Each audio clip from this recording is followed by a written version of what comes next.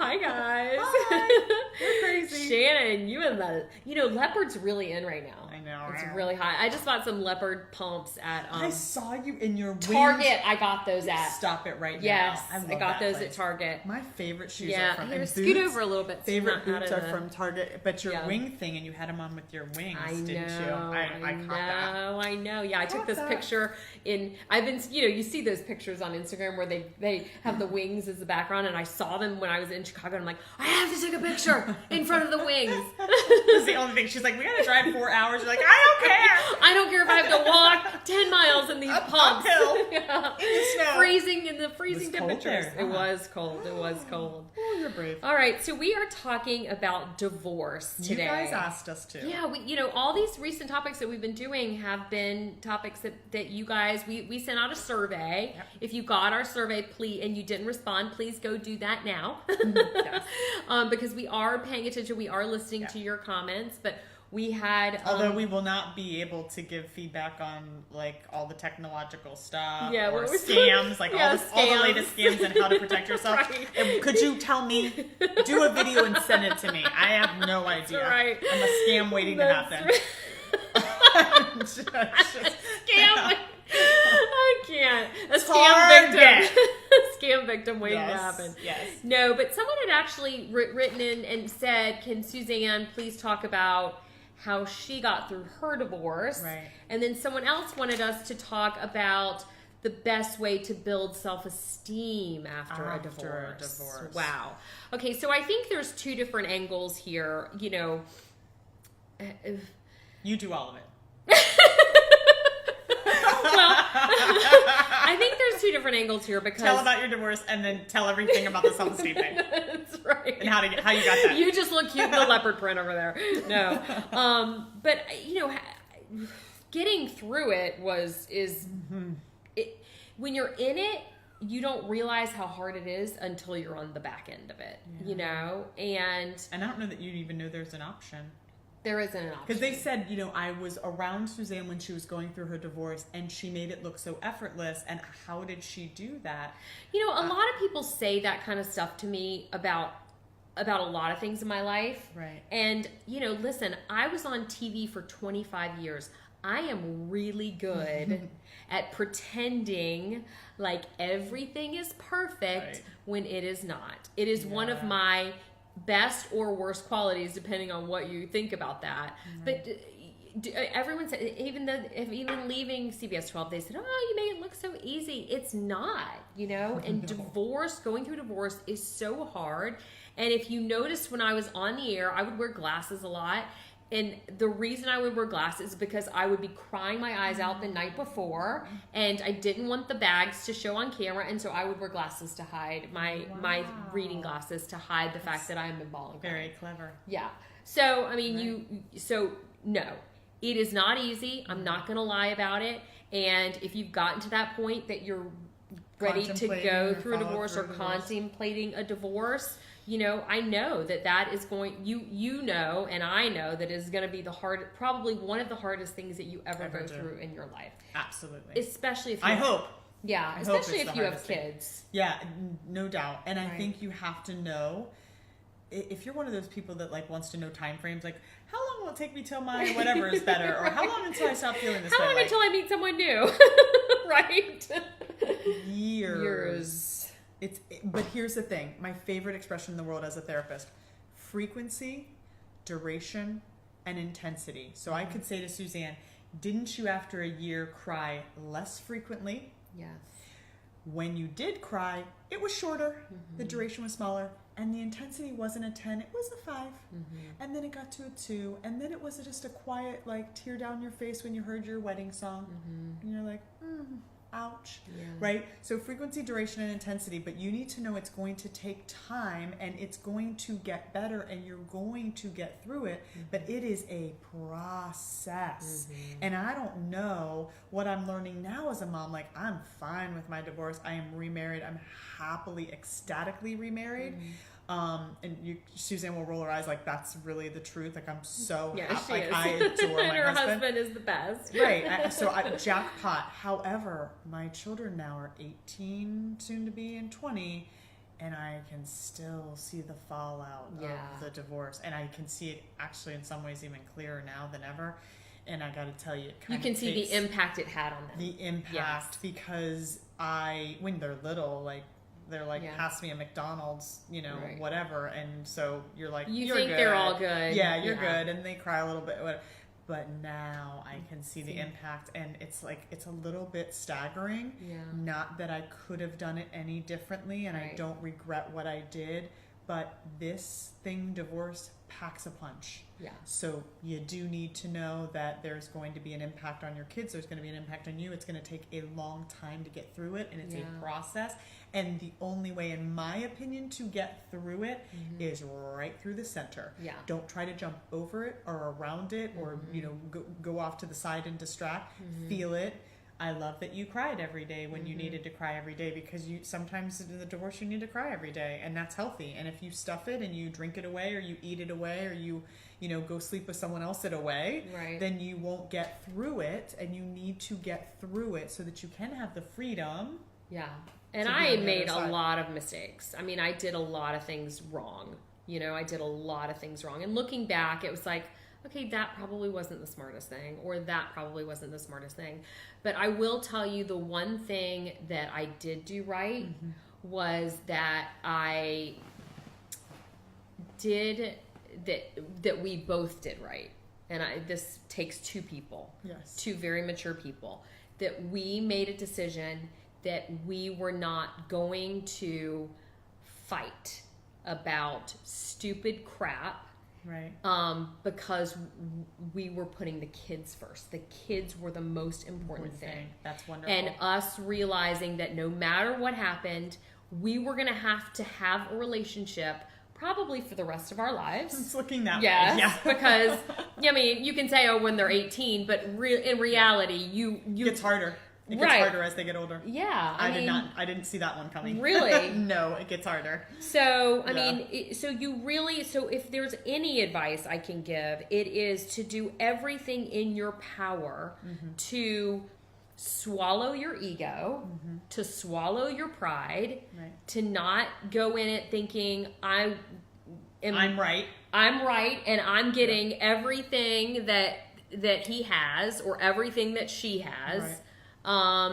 Because at the end of the day, you want to have an okay relationship with the father or the mother of your children. Right. That was the most important thing to both of us. Yeah. And is it always easy? Hell no.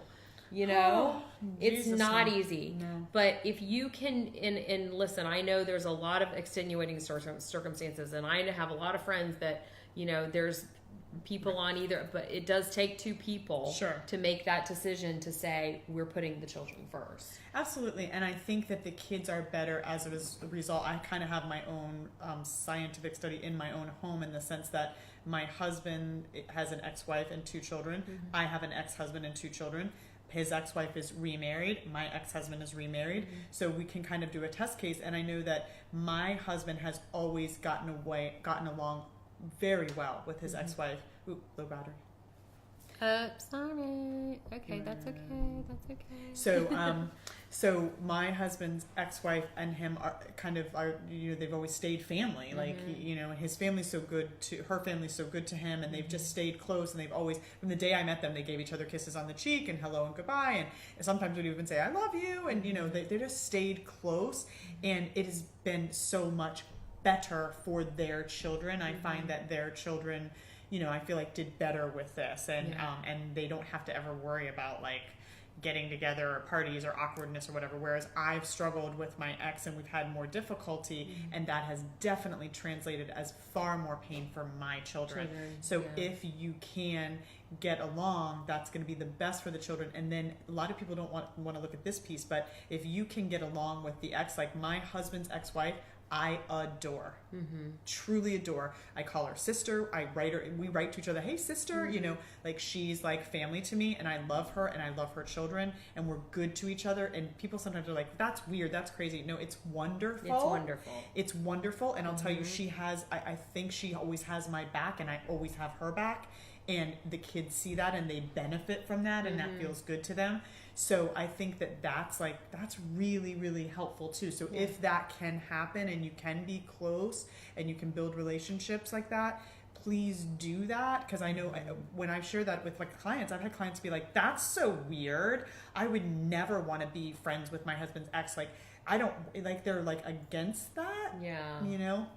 And I think at the end of the day, it's really a blessing. It's turned out to be a blessing to be able to be friends on both sides. I mean, you just want to show respect. I mean, these are the people that are going to be in your kid's life, and you want to show respect to the people that are going to be in their life, you know? Yeah. And I think that's what it's all about. And that person is going to love your kids. I mean, even my ex-husband's wife loves my kids, and I love that. Like loving your kids, like that's so important. This is the person who your kids are going to be around. So if you can love them and they can love your kids, this is going to be the best case scenario for everybody, you know?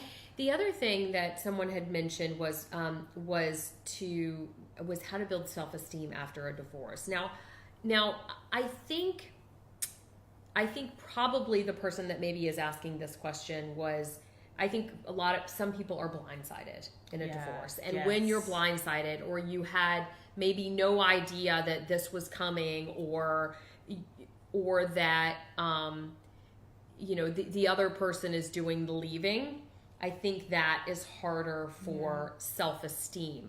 Now, I didn't really have any self-esteem. Mine was more just sadness and trying to navigate the process and going through the agreement and getting the agreement how we wanted it, and how do we split the children. So that was more my thing. So I didn't really have a self-esteem issue, but I can see I had friends that were blindsided that definitely had, I mean, they had very low self-esteem after their divorce. Right. No, I was smirking as you were talking, because I was like going to be like, I had a tad of self-esteem on my side. On your end. I was a little bit of a Mack truck driving straight through the center of my soul. Oh, that's interesting, because I think a lot of people do feel leveled, feel rejected, feel unwanted.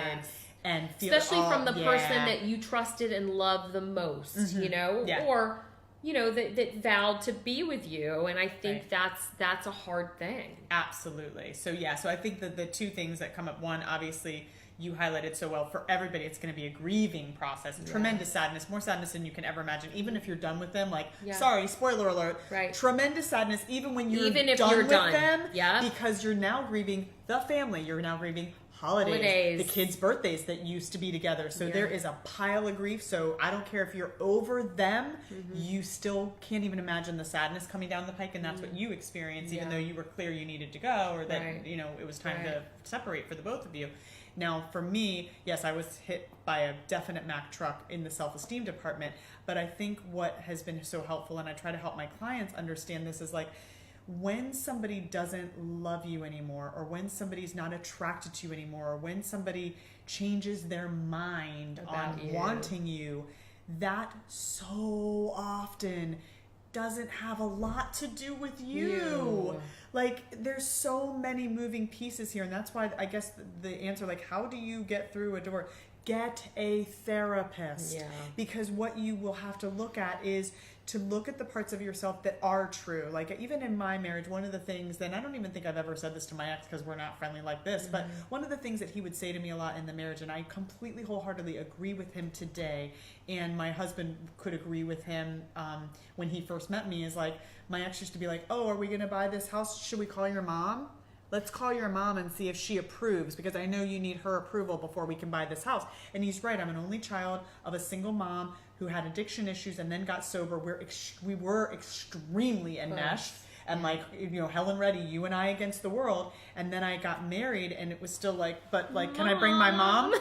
because we're together, but Right. I'll marry you, but it'll Right. be the three of us. And so, when I met Brian, I remember it was like the first holiday, and I was like, okay, so we're going to my mom's, and my husband was like, wait a minute. He was like, I have family too. yeah, he was like, don't you think we should discuss Right. what we're doing, you and I and our 4 children? Right. What is our family doing? What does Right. our family want to do? And then we'll let your mom know Yeah. and my mom know, and like what we've decided in our family. And I was like, yes, that. Right. That is what is a missing piece. Like, I Right. need to be with you. Right. I'm an adult. You're an adult. We pay bills. We make money. Like, I Right. don't need my mommy. Right. And then I need to tell my mom, hey, here's what we'll be able to do this year. Yeah. And actually, no, we can't do that. We can't be there till 9. I'm sorry, but we have to do this and we have to do that. Right. And it was hard for my mom. It was a big adjustment because she Yeah. was used to having just me. But that was something that was really, really important. So Yeah. getting a therapist allows you to look at the parts that, maybe this was problematic from my ex or whatever. Right. And you know what? I do want to heal this and work on this piece so that in my next relationship, I can get healthy. And that's some of the pieces.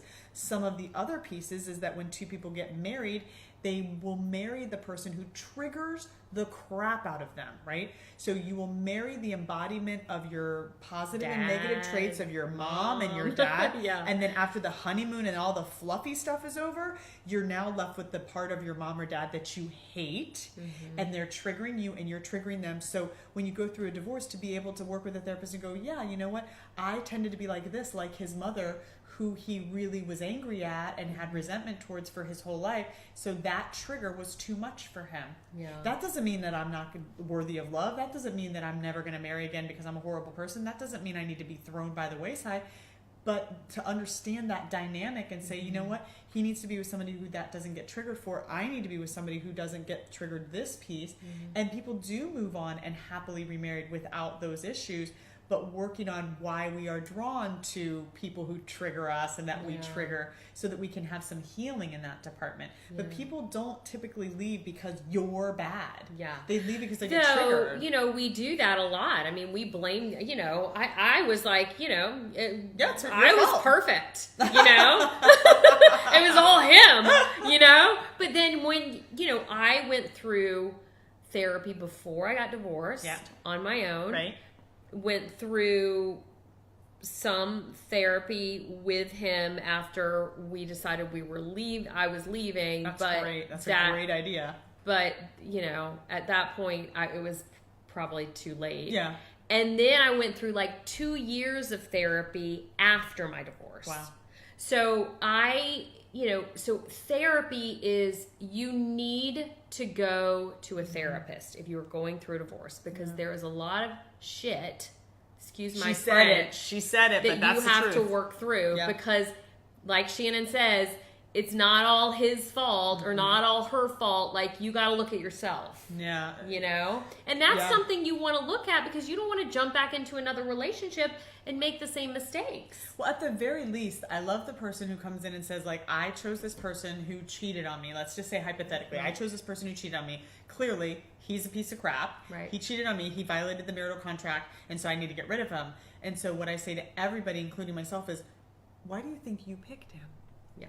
Right? Because I picked whoever this person is, and Yeah. they picked me. And the Imago theory, which I love and I always go back to, says we pick people to resolve our unresolved stuff. Right. And 9 out of 10 times, that person's going to say, it's funny you say that. My dad cheated on my mom every week for my entire childhood. Oh, wow. Well, there That's you go. interesting. Or my Right. mom cheated on my dad. So it's like, okay, so what healing did you attract somebody who is capable of re-wounding you so that you can heal? Let's look at that piece in you so we can heal, so that the next person you choose may not act out in that way. Yeah. Because you're the picker. Right. You picked with your Right. little picker. Yeah. So there's always something to look at on our side of divorce. Yeah. So even the way the In question's any worded, relationship. yeah. But But even the way it's worded, it's like, how do I feel? Like, how do I get my self-esteem back? It's like, Right. well, it's not that you were necessarily discarded. You triggered them. They triggered you. And it's Yeah. not that you're just thrown away, but, there's stuff on both sides. But it doesn't mean that you're garbage. Right. That you're discarded, like whoever's being divorced from. Right. That doesn't mean you're the piece of crap. Oh, I was just thrown away. No. there's issues, there's triggers on both sides, right. you know. So I just really invite people to look at that. It's not all about you being bad or wrong or broken, or them. Yeah. You know what? It's so funny because, you know, I see it now, like when people, the moment they get separated or start going through a divorce, like it's on, like the dating is on, you know. No.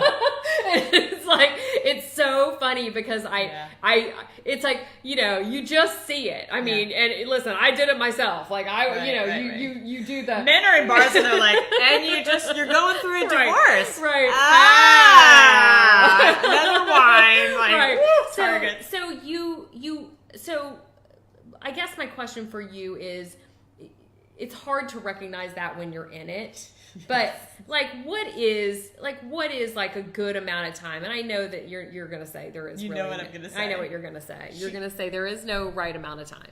Yeah. And here's what is like? How do you know when you're healthy again? I guess is my question. Okay, so that's an easy thing. Am I healthy yet, Shannon?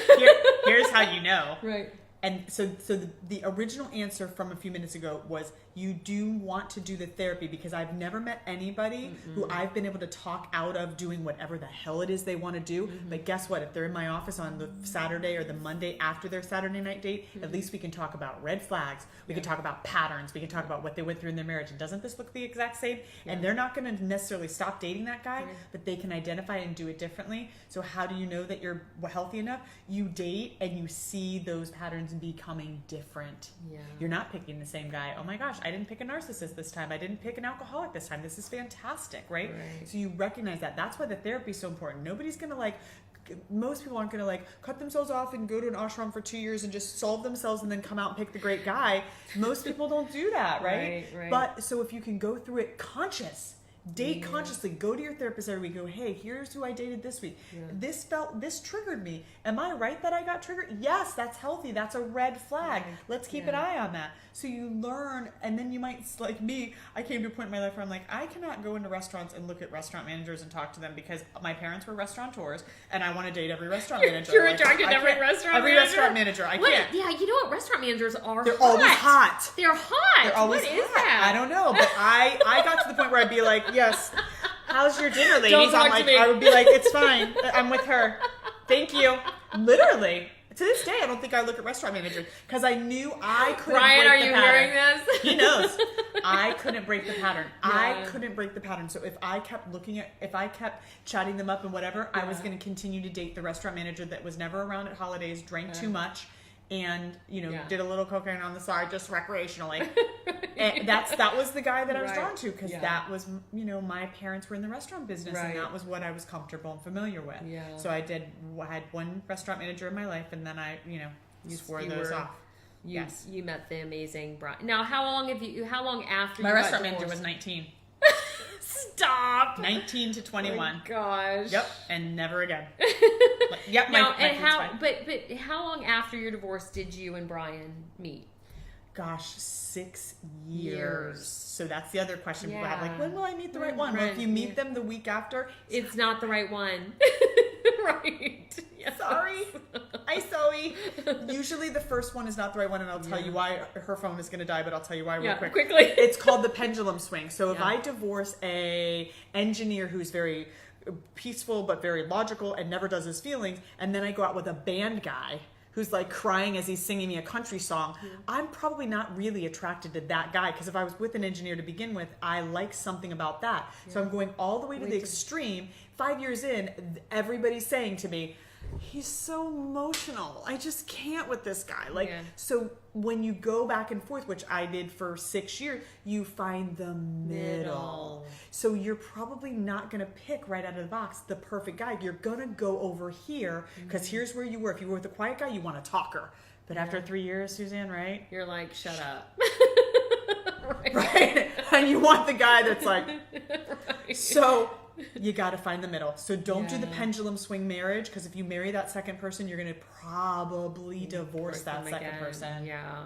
Right? So give it some time. Give it some time. Just give it some time. Yeah, just don't get, you can still date them. Just don't get married. Give it some time in there. Yeah. That's right. That's right. Just don't, oh my God, they're perfect. Be smart about it. Yeah. Yeah, because You make really dumb decisions right after a divorce. I will tell you that. Or right after a separation, right after a divorce. You just aren't thinking. I was a crazy person. Yeah. I will admit that I was a crazy person.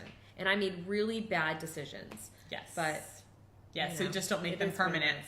Just don't make them permanent, right? Exactly. Don't make your bad decision. Entitled to bad decision. Don't make them permanent. Don't make them permanent. All right, and go see a therapist. Please. That's what you need. Or a coach. You know what? If you don't like therapists, go get a coach, a life coach, whatever. Someone that you can talk through with some of your issues. Yeah. All right, go like us on YouTube. Subscribe to our YouTube channel. Go listen to our podcast. Go. Oh, Instagram. Do you like our new microphone here? I really think that's really cool. I know, isn't that cool? Yes. And go sign up for our mailing list at WYFWTY.com.